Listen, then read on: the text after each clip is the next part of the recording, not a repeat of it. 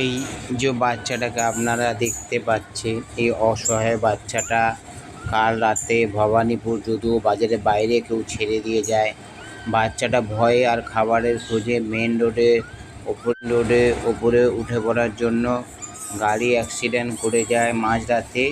ওইভাবে সারা রাত পড়ে চিৎকার করতে থাকে। সকালে একজন ব্যক্তি দেখতে পেয়ে আমাকে যখন খবর দেয়, তখন তখন বাচ্চাটা ইন্টারনাল ইনজুরিতে শুধু চিৎকার করে কেঁদেই যাচ্ছে। বাচ্চাটার 2 মাসও বয়স হবে না। এইটুকু বাচ্চাকে এই বয়সে পুরো প্যারালাইজ করে মৃত্যুর মুখে ঠেলে দিল গাড়ি চালানো কিছু মানুষের কারণে। আজ যখন খবর পাই তার 1-1.5 ঘন্টার মধ্যেই বাচ্চাটাকে আমরা রেস্কিউ করে বজবজ অ্যানিম্যাল কিংডমের শেল্টারে নিয়ে যাবার ব্যবস্থা করি। আপনারা ভিডিওটা দেখলে ভালো করে দেখতে পাবেন যে বাচ্চাটা কতটা কষ্ট পাচ্ছিল সারা রাত ওইভাবে গাড়ি অ্যাক্সিডেন্টের ফলে।